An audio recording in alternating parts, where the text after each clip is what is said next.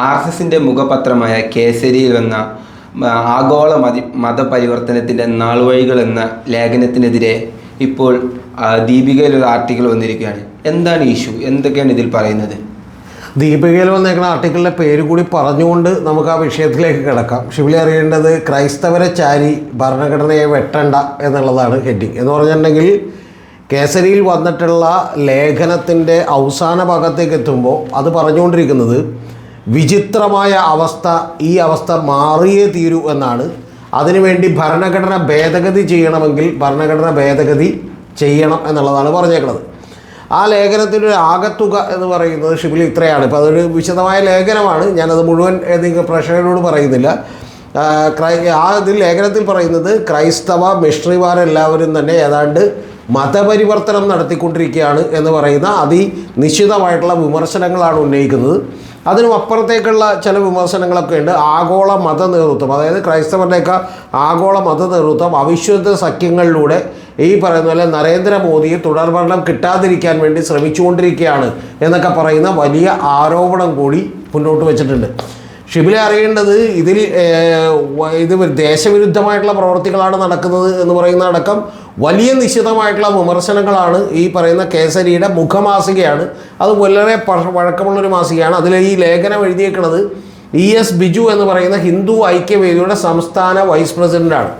ഈ ഹിന്ദു ഐക്യവേദിയുടെ സംസ്ഥാന vice president ഈ ലേഖനം എഴുതി എന്ന് പറയുമ്പോൾ ഹിന്ദു ഐക്യവേദിയുടെ സംസ്ഥാന പ്രസിഡന്റായിട്ടുള്ള RV ബാബു ഈ തൃശ്ശൂരിലൊരു പള്ളി അത് നിർമ്മിച്ചത് അമ്പലം പൊളിച്ചിട്ടാണ് എന്ന് പറഞ്ഞൊരു പ്രസ്താവന നടത്തിയിരുന്നു ഈ കഴിഞ്ഞ ലോക്സഭാ തെരഞ്ഞെടുപ്പിന് മുമ്പ്. പിന്നെ അദ്ദേഹം മിണ്ടാതിരുന്നു. കാരണം എന്ന് വെച്ചാൽ തൃശ്ശൂർ ജയിക്കേണ്ടത് ആവശ്യമായതുകൊണ്ട് എന്ത് ചെയ്തു, മിണ്ടാതിരുന്നു. ഇതിന് തൊട്ട് മുമ്പ് ഏതാണ്ട് ഒരു 5-6 മാസം മുമ്പ് മറ്റൊരു ലേഖനം ഇതുപോലെ തന്നെ RSSൻ്റെ മുഖപത്രത്തിൽ വന്നു. അത് ഓർഗനൈസറിലാണെന്നാണ് എൻ്റെ ഓർമ്മ.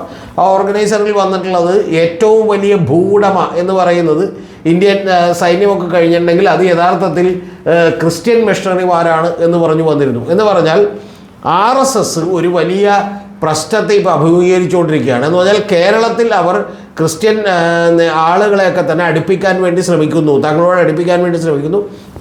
അതിന് കാസ പോലൊരു സംഘടന ഉണ്ടായിരിക്കുന്നു.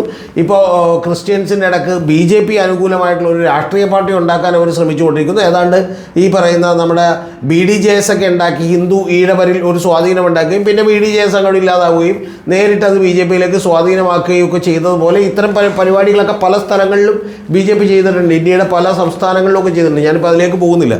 അപ്പോൾ അത്തരം ചെയ്ത പോലെ തന്നെ ഇവിടെയും ഏതാണ്ട് ഇത്തരത്തിലുള്ള പദ്ധതികൾ അവർ ആവിഷ്കരിച്ചുകൊണ്ടിരിക്കുകയാണ്. അവരുടെ ഫലപ്രദമായ ഇടപെടലിൻ്റെ ഭാഗമായിട്ടാണ് കാസ പോലെയുള്ള സംഘടന ഉണ്ടായിട്ടുള്ളത്.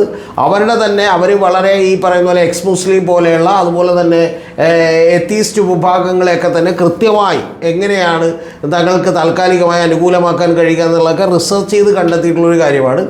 ഇപ്പോൾ സംഭവിച്ചേക്കണത് എന്താണെന്ന് വെച്ചാൽ ഷിബിലി ഈ കേസരിയിൽ ഈ ലേഖനം വന്നു. ഞാൻ ദീപികയുടെ അതിൻ്റെ മറുപടി പറഞ്ഞുള്ള ലേഖനത്തിലേക്ക് വരാം. അതിനു മുമ്പ് ഇതിൻ്റെ അടിസ്ഥാനപരമായ പ്രശ്നം എന്ന് വെച്ചാൽ ഉത്തരേന്ത്യയിലും അതുപോലെ നോർത്ത് ഈസ്റ്റിലും ഒക്കെ തന്നെ നിരവധി സ്റ്റേറ്റുകളിൽ ഇപ്പോൾ RSS നേരിടുന്ന വലിയൊരു പ്രതിസന്ധിയുണ്ട്. ആ പ്രതിസന്ധി എന്ന് വെച്ചാൽ ദളിത്, പിന്നോക്ക, ആദിവാസി, ഗോത്ര മേഖലകളിലേക്ക് ആളുകൾ തന്നെ നിരവധിയായിട്ട് ഈ പറയുന്ന ക്രിസ്ത്യൻ കമ്മ്യൂണിറ്റിയിലേക്ക് മാറിയിട്ടുണ്ട്. ഇപ്പോൾ മണിപ്പൂർ തന്നെ നമ്മൾ എടുത്തു വെച്ചിട്ടുണ്ടെങ്കിൽ യഥാർത്ഥത്തിൽ ഈ പാരമ്പായ് തെങ്കോൾ എന്നൊക്കെ പറയുന്ന സംഘടനയുടെ പോലും ഏറ്റവും പ്രധാനപ്പെട്ട വിഷയം എന്ന് വെച്ചാൽ മെയ്തേയ് വിഭാഗത്തിൽ നിന്ന് ഒരു ചെറിയ ശതമാനവും കുക്കി വിഭാഗത്തിൽ നിന്നൊരു ഏതാണ്ടൊരു വലിയ വിഭാഗവും ഒക്കെ തന്നെ അവിടെ ക്രിസ്ത്യൻസായി മാറിയിട്ടുണ്ട്. അവരൊക്കെ തന്നെ നേരത്തെ ഹിന്ദുക്കളായിരുന്നു. അപ്പോൾ അത്തരത്തിലുള്ളൊരു മതപരിവർത്തനം നടക്കുന്നു എന്നുള്ളത് യാഥാർത്ഥ്യമാണ്. പക്ഷേ അതിൻ്റെ യാഥാർത്ഥ്യം എന്താണെന്ന് വെച്ചിട്ടുണ്ടെങ്കിൽ അത് എന്തുകൊണ്ട് നടക്കുന്നു എന്നുള്ളത് BJP മിണ്ടുന്നില്ല, RSS മിണ്ടുന്നില്ല. അതെന്താണെന്ന് വെച്ചിട്ടുണ്ടെങ്കിൽ ഈ സവർണ വരേണ്യ വിഭാഗം അവരെ മനുഷ്യരായി പോലും കാണാത്തതുകൊണ്ടാണ്. ഇപ്പോൾ ഇവിടെ പോലും BJPക്ക് പറ്റിയ അബദ്ധം എന്താണെന്ന് വെച്ചിട്ടുണ്ടെങ്കിൽ ഈ പറയുന്ന മറ്റേ വനമോർച്ച, വനത്തിൽ താമസിക്കുന്നവർക്ക് വേണ്ടി പ്രത്യേക മോർച്ച, ദളിത് മോർച്ച, ഇത്തരത്തിലൊരു പ്രത്യേക വിഭാഗം ഉണ്ടാക്കി അവരെ മാറ്റി നിർത്തിയേക്കാണ്. സുരേന്ദ്രൻ പോലും ഒരു പരിപാടി നടത്തിയപ്പോൾ സുരേന്ദ്രൻ അറിയാതൊരു പോസ്റ്റർ അടിച്ചു. കാരണം എന്താ വെച്ചാൽ ഇന്ന് ദളിത് നേതാക്കളുമായി ഉച്ചയ്ക്ക് എന്ത് ചെയ്യുന്നു, ഊണ് കഴിക്കുന്നു എന്നുള്ളതാണ്. എന്ന് പറഞ്ഞാൽ അതിൻ്റെ അർത്ഥം എന്താണ് ഷിബിലി? അതിൻ്റെ അർത്ഥം എന്ന് പറഞ്ഞാൽ നമ്മൾ സാധാരണ ദളിത് നേതാക്കളുമായിട്ട് എന്ത് ചെയ്യേണ്ടവരല്ല, ഊണ് കഴിക്കേണ്ടവർ അല്ല, പകരം എന്ത് ചെയ്യാണ്, ഇന്ന് നമ്മുടെ ഒരു ദൈവമുണ്ട് അവരോടൊപ്പം എന്ത് ചെയ്യാൻ പോകുന്നു, ഊണ് കഴിക്കാൻ പോകുന്നു. പന്തി ഭോജനമൊക്കെ നടത്തിയ പോലെ, അതായത് ഈ നിലവിലുള്ള ഒരു കൺവെൻഷൻ ആയിട്ടുള്ള കാര്യം എന്ത് ചെയ്യുന്നു, മാറ്റാൻ പോകുന്നു. കഴിഞ്ഞ തവണ മറ്റേ ഇതിനെടുത്തപ്പോൾ ഞാൻ പറഞ്ഞിരുന്നു, അതായത് ജനമൈത്രി പോലീസ് എന്ന് പറഞ്ഞ് പോലീസിന് പേരിടുന്നത് എന്താണ്? യഥാർത്ഥത്തിൽ ഏതെങ്കിലും വിദേശത്തുള്ള ഒരാൾ ഇവിടെ വന്നിട്ട് ഇപ്പോൾ അമേരിക്കയിലോ ന്യൂയോർക്കിലോ സിംഗപ്പൂരിലോ വേറെ എവിടെയെങ്കിലും ആൾ വന്നിട്ട് യൂറോപ്യൻ കൺട്രീസിൽ ഏതെങ്കിലും ആൾ വന്നിട്ട് ചോദിക്കുകയാണ് വാട്ട് ഈസ് ജനമൈത്രി എന്ന് ചോദിച്ചാൽ നമ്മൾ പറഞ്ഞു കൊടുത്താൽ അവരപ്പം മനസ്സിലാവും ഇവിടെ ഒരു ജനമൈത്രി പോലീസിന് ഇല്ലെന്ന്. അതുകൊണ്ടാണ് പേരിലെങ്കിലും എന്ത് ചെയ്തത്. അല്ലാതെ പോലീസ് എന്ന് പറയുന്നത് തന്നെ ജനങ്ങൾ എന്തായിരിക്കണമല്ലോ, ജനങ്ങളെ സംരക്ഷിക്കാൻ വേണ്ടി ഉള്ള സംവിധാനമാണ്. പിന്നെ അതിൻ്റെ മുമ്പിൽ എന്തിനെയാണ് എന്ത് ചെയ്യുന്നത്, ജനമൈത്രി ചേർക്കുന്നത്. മനസ്സിലായോ? സവർക്കർക്കറിയാൻ ഞാൻ വീരനല്ലെന്ന്, അതുകൊണ്ടാണ് സവർക്കർ എന്ത് ചെയ്തത്, വീര സവർക്കർ എന്ന് ആദ്യമേ എന്ത് ചെയ്ത് ചേർത്ത് വെച്ചത്. മനസ്സിലായ? ഇപ്പം ജനപ്രിയ നായകൻ എന്ന് ദിലീപിനെ തന്നെ വിളിക്കുന്ന പോലെയുള്ള പരിപാടിയാണിത്. ഇപ്പം ഞാൻ ഷിബിലിയായിട്ട് നമ്മൾ ഒരുമിച്ച് യാത്ര ചെയ്യുമ്പോഴൊക്കെ ഊണ് കഴിക്കാറുണ്ട്. അപ്പോൾ ഷിബിലി ഒന്ന് ആലോചിച്ച് നോക്കൂ. ഞാൻ പറയുകയാണ്, ഇന്ന് ഞാൻ ഷിബിലിയായിട്ട് കഴിക്കുന്നു എന്ന് പറഞ്ഞാൽ ഞാൻ എൻ്റെ ഉള്ളിൻ്റെ ഉള്ളിൽ നിങ്ങളായിട്ട് ഊണ് കഴിക്കേണ്ടവരല്ല എന്ന് പറയുന്ന ഒരു ചിന്ത എൻ്റെ ഉള്ളിലുള്ളതുകൊണ്ടാണ്. അപ്പോൾ അതുകൊണ്ട് ഇത്തരത്തിലുള്ള പ്രശ്നങ്ങളെ കൃത്യമായി അഡ്രസ്സ് ചെയ്തുകൊണ്ട് ഇന്ത്യയിൽ നിലനിൽക്കുന്ന ജാതി വ്യവസ്ഥയും ആ ജാതി വ്യവസ്ഥയിൽ ഇപ്പോഴും ഈ പറഞ്ഞ സവർണ വിഭാഗങ്ങൾ ഇവരുടെ ജോലികൾ തട്ടിയെടുത്തുകൊണ്ട് തടിച്ചു കൊഴുക്കുന്നതിനെയും അഡ്രസ്സ് ചെയ്യാൻ തയ്യാറാകാതിരുന്നാൽ ഒരു കാര്യവുമില്ല. ഇവിടെ പ്രൊട്ടസ്റ്റന്റ് സഭകളടക്കം നിരവധി ആളുകൾ, പെന്തക്കോസ്ത് സഭകളടക്കമുള്ള നിരവധി ആളുകൾക്ക് കേരളത്തിൽ നിന്ന് പോലുമുള്ള ദളിത് കമ്മ്യൂണിറ്റി കൺവേർട്ട് ആയിട്ടുണ്ട്. അതിന് ഗർവാപ്പസി എന്നൊന്നും വിളിച്ചിട്ട് കാര്യമില്ല. അപ്പോൾ ഇങ്ങനൊരു പ്രശ്നം അഖിലേന്ത്യാ തലത്തിൽ തന്നെ വലിയ തോതിൽ നേരിടാൻ തുടങ്ങിയിട്ടുള്ളത് കൊണ്ടാണ് ഇപ്പം നമുക്കറിയാമല്ലോ മറ്റേ ഛത്തീസ്ഗഡിൽ 2 കന്യാസ്ത്രീകൾ അറസ്റ്റ് ചെയ്താൽ പോലും ഇവർക്ക് പ്രത്യക്ഷത്തിൽ ഒരു എതിരായിട്ടുള്ള നിലപാടെടുക്കാൻ പറ്റാത്തത്. അങ്ങനെ പ്രത്യക്ഷത്തിൽ നിലപാടെടുക്കാൻ പറ്റാത്തത് കൊണ്ട് ഹിന്ദു ഐക്യവേദിയുടെ ആളുകളൊക്കെ ഇവിടെ തുറന്നു പറയും. BJPയുടെ രാജീവ് ചന്ദ്രശേഖരൻ അത് തുറന്നു പറയില്ല, കാരണം അദ്ദേഹത്തിൻ്റെ മിഷൻ കേരളം മാത്രം നിൽക്കുന്നതാണ്. പക്ഷേ ഹിന്ദു ഐക്യവേദി പോലെയുള്ള RSSൻ്റെ ഈ പറഞ്ഞ ഉപശാഖകളുടെയൊക്കെ സംഭവം എന്താണ്, അവർക്കിവിടെ ഹിന്ദു മതത്തെ എന്ത് ചെയ്തേ പറ്റൂ, 79% 80% ഹിന്ദു മതത്തെ എന്ത് ചെയ്തേ പറ്റൂ, അങ്ങനെ തന്നെ പിടിച്ചു നിർത്തിയേ പറ്റൂ. അപ്പോൾ അതിൽ നിന്ന് ചോർച്ച ഉണ്ടാകുന്നത് ഒരു സൈഡിൽ സംഭവിക്കുന്നു, അതൊരു വലിയ പ്രശ്നമാണ്. അതൊക്കെ സംഭവിക്കുന്നുണ്ട്. പക്ഷെ സംഭവിക്കുന്നതിൻ്റെ കാര്യം എന്താ വെച്ചിട്ടുണ്ടെങ്കിൽ ഈ ക്രിസ്ത്യൻ മിഷണറിമാരും പാതിരിമാരും ഇപ്പോൾ അവർ കൃത്യം കണക്ക് ഇപ്പോൾ ഇതിൻ്റെ ഈ നമ്മുടെ ദീപിക പത്രത്തിൽ പറഞ്ഞിട്ടുണ്ട്. 125-ലധികം രൂപതകൾ, 28,000-ലധികം പള്ളികൾ, 11,000 വരുന്ന വിദ്യാഭ്യാസ സ്ഥാപനങ്ങൾ, 1,00,000-ലധികം കോളേജുകൾ. അപ്പോൾ ഇത്തരം കാര്യങ്ങളൊക്കെ ഞങ്ങളിവിടെ ചെയ്തുകൊണ്ടിരിക്കുകയാണെന്നാണ് പറഞ്ഞത്. എന്നിട്ട് ഇവർ ചോദിക്കുന്ന അടുത്ത ചോദ്യം, ആ ലേഖനത്തിൽ ചോദിക്കുന്നത്, ഇവിടെയൊക്കെ പഠിച്ചിട്ട് ആരാണ് ഈ മതപരിവർത്തനം നടത്തിയത് എന്നുള്ളതാണ് ചോദിക്കുന്നത്. അതൊക്കെ കറക്റ്റ് തന്നെയാണ്. കേരളം പോലെയുള്ള ഒരു സ്ഥലങ്ങളിൽ ഈ മതപരിവർത്തനം, ഇപ്പം ഞാൻ ഒരു ക്രിസ്ത്യൻ മിഷണറി സ്കൂളിൽ പഠിച്ച ഒരാളാണ്. എൻ്റെ ജീവിതത്തിൽ ഏറ്റവും നല്ല അനുഭവമാണ്, ഞാൻ പലവട്ടം പറഞ്ഞിട്ടുണ്ട്. അപ്പോൾ അത്തരത്തിലുള്ള അനുഭവമാണ്.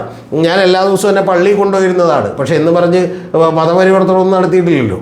അപ്പോൾ അതൊന്നും നടത്താനല്ല, അവിടത്തുള്ള ഒരു സിസ്റ്റർക്ക് നമ്മളോട് അത്ര ഇഷ്ടമായതുകൊണ്ട്, നമ്മൾ നന്നായി പഠിക്കുന്നൊരു കുട്ടിയായതുകൊണ്ട് നമ്മൾ എല്ലാ ദിവസവും എന്ത് ചെയ്യായിരുന്നു, പള്ളിയിൽ കൊണ്ടുവരുന്നു. നമ്മൾ അറിയിക്കാത്തതുകൊണ്ടും പിന്നെ വീട്ടുകാരൊന്നും പറയാത്തതുകൊണ്ടിട്ടും എന്ത് ചെയ്യും, തൊട്ടടുത്ത പള്ളിയിൽ പോയിട്ട് എന്ത് ചെയ്യും, കുറച്ച് നേരം എന്ത് ചെയ്യും. ശരിക്കും പറഞ്ഞാൽ ഞാനൊന്നും ചെയ്യില്ല, പാവ സിസ്റ്റർ എനിക്ക് വേണ്ടി എന്ത് ചെയ്യും, പ്രാർത്ഥിക്കും. ഞാൻ 4ാം ക്ലാസ് കഴിഞ്ഞ് അവിടെ നിന്ന് പോരുമ്പോൾ പോലും ആ സിസ്റ്റർ ജീവിതത്തിൽ ഒരാൾക്കും അങ്ങനെ ഒരു അനുഭവം ഉണ്ടായിട്ടില്ല, എന്നെ കെട്ടിപ്പിടിച്ച് കരഞ്ഞ ഒരാളാണ്. അപ്പോൾ അങ്ങനെയൊന്നും മതപരിവർത്തനം നടത്തിയില്ല. പക്ഷെ പരിവർത്തനം നടത്തുന്ന ആരാണ്? ഇപ്പോൾ ഷെഡ്യൂൾ ട്രൈബായിട്ടുള്ള ആളുകൾ, അവർക്ക് വലിയ സാമ്പത്തിക ബുദ്ധിമുട്ടുള്ള ആളുകൾക്ക് ഇവർ ചെറിയ തോതിൽ സാമ്പത്തിക സഹായം വരെ ചെയ്യുന്നുണ്ട്. പല ആശ്വാസ വാക്കുകളും എന്ത് ചെയ്യുന്നുണ്ട്. അങ്ങനെ പല പെന്തക്കോസ്റ്റ് മിഷനിലേക്കൊക്കെ ആളുകൾ എന്ത് ചെയ്യുന്നുണ്ട്, മാറുന്നുണ്ട്. ഇതൊക്കെ യാഥാർത്ഥ്യമാണ്.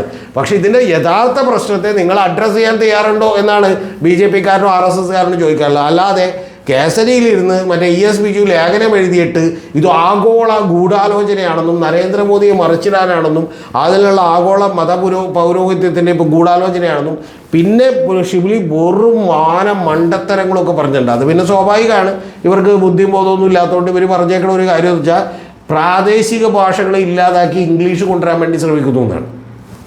അതിപ്പോൾ ഇവരൊന്നും ഇല്ലാതാക്കാൻ ശ്രമിക്കേണ്ട, അല്ലെങ്കിലും എന്ത് ചെയ്യും, നമ്മുടെ നാട്ടിലുള്ള ജനം മുഴുവൻ പുറത്തേക്ക് പോയിക്കൊണ്ടിരിക്കുകയാണ്. അപ്പോൾ ഇംഗ്ലീഷ് എന്ത് ചെയ്തേ പറ്റൂ, പഠിച്ചേ പറ്റും. അതുകൊണ്ട് ഇംഗ്ലീഷൊക്കെ ആളുകൾ പഠിക്കും. അത് ലോകം മുഴുവൻ അങ്ങനെ തന്നെയാണ്. അത് ഇവിടെ നിൽക്കട്ടെ. ഇനി അപ്പോൾ ഈ പറയുന്ന ഞാൻ പറഞ്ഞ പോലെ 3.5 കോടിയോളം ജനങ്ങൾ വിദേശത്തേക്ക് പോകണമെങ്കിൽ ഇവർക്ക് കുഴപ്പമില്ലേ? അപ്പോൾ അവർ ഇംഗ്ലീഷ് പഠിക്കും. ഇനി അതിലവർ പറഞ്ഞേക്കുന്ന എക്സാമ്പിളാണ് എന്നെ ചിരിപ്പിച്ചത്. ശരിക്കും പറഞ്ഞാൽ മലയാളത്തിൽ അങ്ങനെയാണ് ഗുണ്ടട്ടിൻ്റെ ഈ പറയുന്ന പോലെ നിഘണ്ടു വന്നത്. അതുപോലെ കന്നഡയിൽ അങ്ങനെയാണ് ഈ പറയുന്ന പോലെ കിട്ടലിൻ്റെ നിഘണ്ടു, ഫാദർ കിട്ടലിൻ്റെ നിഘണ്ടു വന്നത്. അതുപോലെ കൊങ്ങിണിയിൽ ഈ പറയുന്ന പോലെ ഫാദർ സ്റ്റീഫൻ സൺസിങ്ങിൻ്റെ നിഘണ്ടു വന്നത് അങ്ങനെയാണ്. സംസ്കൃതത്തിൽ ഈ പറയുന്ന പോലെ മോനിയർ വില്യംസിൻ്റെ നിഘണ്ടുക്കളൊക്കെ വന്നത് ഇത്തരത്തിലുള്ളൊരു ഗൂഢാലോചനയുടെ ഭാഗമായിട്ടാണെന്നൊക്കെയാണ്. അപ്പോൾ ഇതുകൊണ്ട് ഈ പറയുന്ന വിവരക്കേടും വിഡ്ഢിത്വമൊക്കെ പറഞ്ഞുകൊണ്ട് എന്ത് ചെയ്യാണ്, ഇവിടെ യഥാർത്ഥത്തിൽ മതപരമായിട്ടുള്ള ഒരു ഭിന്നിപ്പ് ഉണ്ടാക്കാൻ ഇവർ ശ്രമിച്ചുകൊണ്ടിരിക്കുകയാണ്. ഹിന്ദു മതത്തെ അങ്ങനെ തന്നെ അതിൻ്റെ അംഗസംഖ്യ പിടിച്ചു നിർത്താൻ വേണ്ടി ശ്രമിച്ചുകൊണ്ടിരിക്കുകയാണ്. പക്ഷേ യാഥാർത്ഥ്യം നോർത്ത് ഈസ്റ്റിലൊക്കെ തന്നെ നിരവധി ആളുകൾ ക്രിസ്ത്യൻ മതത്തിലേക്ക് കൺവേർട്ട് ചെയ്തിട്ടുണ്ട്. അതെന്താ കാര്യം വെച്ചാൽ ആ മതത്തിൽ ചേർന്നാൽ അവരെ മനുഷ്യരായി കാണും.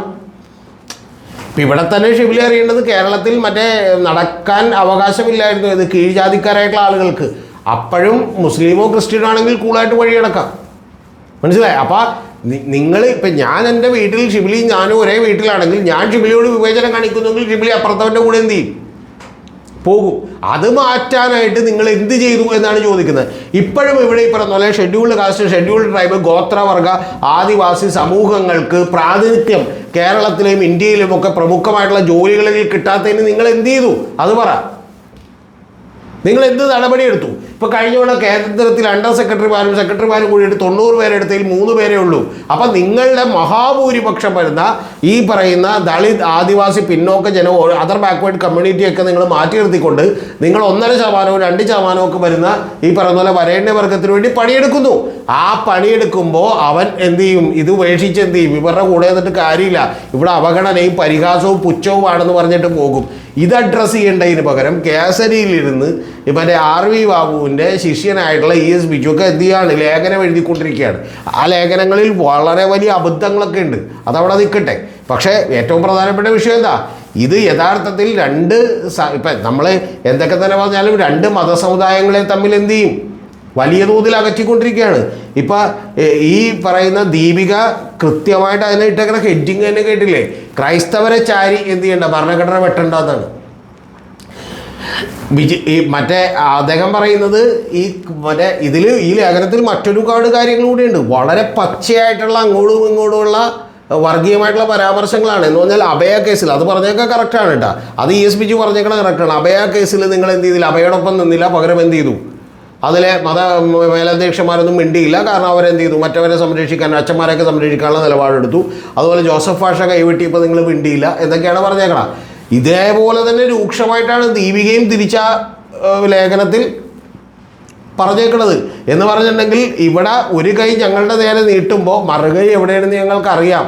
അതുകൊണ്ട് നിങ്ങൾ ഈ അഭ്യാസവുമായിട്ട് എന്ത് ചെയ്യരുത്, ഇറങ്ങരുത് എന്നുള്ളത് വളരെ രൂക്ഷമായിട്ട് പറഞ്ഞേക്കാണ്. എന്ന് പറഞ്ഞാൽ സാധാരണ ഇതിനോടൊക്കെ കുറച്ചുകൂടി പക്വമായി പ്രതികരിച്ചു കൊണ്ടിരുന്ന 2 മതവിഭാഗങ്ങളെ റെപ്രസെൻ്റ് ചെയ്യപ്പെടുന്നു എന്ന് പറയുന്ന ആളുകൾ, അതിൽ മുഴുവൻ ഇപ്പോൾ കേസരി ഒന്നും മുഴുവനായിട്ടും ഹിന്ദുക്കളെയൊന്നും റെപ്രസെൻ്റ് ചെയ്യുന്നില്ല.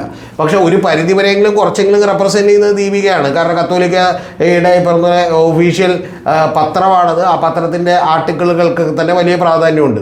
അപ്പോൾ അങ്ങനെ അവരെന്ത് ചെയ്യുന്നു? ലേഖനം എഴുതുന്നു എന്ന് പറഞ്ഞാൽ നമ്മൾ ഏതാണ്ട് പ്രകടമായിട്ടുള്ള വേർതിരിവിലേക്ക് തന്നെ കേരളത്തിൽ ഈ പറയുന്ന ക്രിസ്ത്യൻ അതുപോലെ ഹിന്ദു സമൂഹങ്ങൾ എന്ത് ചെയ്യാണ്? മാറിക്കൊണ്ടിരിക്കുകയാണ്. ഈ മാറിക്കൊണ്ടിരിക്കുന്നതിനൊക്കെയാണ് ശിവലി ഞാൻ മറ്റൊരു വാർത്ത കാണുന്നത്. അതായത് BJP മുസ്ലിം ഔട്ട്റീച്ച് പ്രോഗ്രാം നടത്താൻ പോകും. അപ്പം ഇതുപോലെയുള്ള അഭ്യാസങ്ങൾ കൊണ്ടൊന്നും കാര്യമില്ല. നിങ്ങളുടെ ഉള്ളിൽ തന്നെയുള്ള വൈരുദ്ധ്യങ്ങൾ നിങ്ങൾ ഇല്ലാതാക്കും. ഞാൻ നേരത്തെ ഒരു വീഡിയോ ചെയ്തിട്ടുണ്ട്. അത് ഭയങ്കരമായി എനിക്ക് അപ്രീസിയേഷൻ കിട്ടിയ വീഡിയോ ആണ്. അതായത് ഒരു ഹിന്ദു രാജ്യമായി ഇന്ത്യ മാറിയാൽ ഇന്ത്യ ഉറപ്പായിട്ടും എന്ത് ചെയ്യും? വലിയ തോതിൽ പ്രശ്നങ്ങൾ ഉണ്ടാവുകയും ഹിന്ദു മതത്തിനകത്ത് തന്നെയുള്ള ഈ പറയുന്ന പോലെ പിന്നോക്ക മറ്റേ SC ST ട്രൈബൽ അതുപോലെയുള്ള ആളുകൾ, ആദിവാസികൾ ഉണർന്നെണീക്കുകയും അവർക്ക് കിട്ടാതെ പോയ കാര്യങ്ങളെക്കുറിച്ച് അവർ തിരിച്ചറിയുകയും ചെയ്യും എന്ന് ഞാൻ എന്ത് ചെയ്തിട്ടുണ്ട്? പറഞ്ഞിട്ടുണ്ട്. അതാണ് സംഭവിച്ചുകൊണ്ടിരിക്കുന്നത്. അതിനെ നിങ്ങൾ കൃത്യമായി അഡ്രസ്സ് ചെയ്യുകയും അവർക്ക് വളരെ കൃത്യമായി ഈക്വലായിട്ടുള്ള പ്രാതിനിധ്യം ഉറപ്പുവരുത്തുകയും വേണം. അതല്ലാതെ വേറെ വഴിയില്ല. അതുകൊണ്ടാണ് നിങ്ങൾക്ക് ഇഷ്ടമല്ലാഞ്ഞിട്ട് പോലും RSSും BJPയും ഒക്കെ തന്നെ ബീഹാറിൽ ജാതി സെൻസസിനെ അനുകൂലിക്കേണ്ടി വന്നത്. മനസ്സിലായോ? ഇതിന് മുമ്പുള്ള ചരിത്രത്തിലേക്കൊന്നും ഞാൻ പോകുന്നില്ല. മണ്ഡൽ കമ്മീഷൻ റിപ്പോർട്ട് നടപ്പിലാക്കാൻ പോയപ്പോൾ ഇവിടെ ആരാ പ്രതിഷേധിച്ചത്? മുസ്ലിംസോ ക്രിസ്ത്യൻസോ അല്ല പ്രതിഷേധിച്ചത്. അപ്പോൾ അതുകൊണ്ട് ഈ പ്രതിഷേധിച്ചത് ആരാണെന്നൊക്കെ ജനത്തിന് കൃത്യമായിട്ട് അറിയാം. അതുകൊണ്ട് ഈ പറയുന്ന പോലെ ഈ ടിപ്പണി പരിപാടികളുമായിട്ട് ES ബിജു ഒന്നും ഇറങ്ങിയോണ്ട് കാര്യമില്ല. അതിഗംഭീരമായിട്ട് അതിന് തിരിച്ചുള്ള മറുപടികളാണ് പറഞ്ഞേക്കണം. ആ മറുപടികളിൽ ഒരു പ്രധാനപ്പെട്ട കാര്യം കൂടി പറയാറുണ്ട്. കാരണം ഇടനിലക്കാർ, ഈ BJPയും ഇതിന് തമ്മിൽ യോജിപ്പിക്കാൻ വേണ്ടി ചില ഇടനിലക്കാരായിട്ടുള്ള ആളുകൾ നിൽക്കുന്നുണ്ടെന്നാണ്.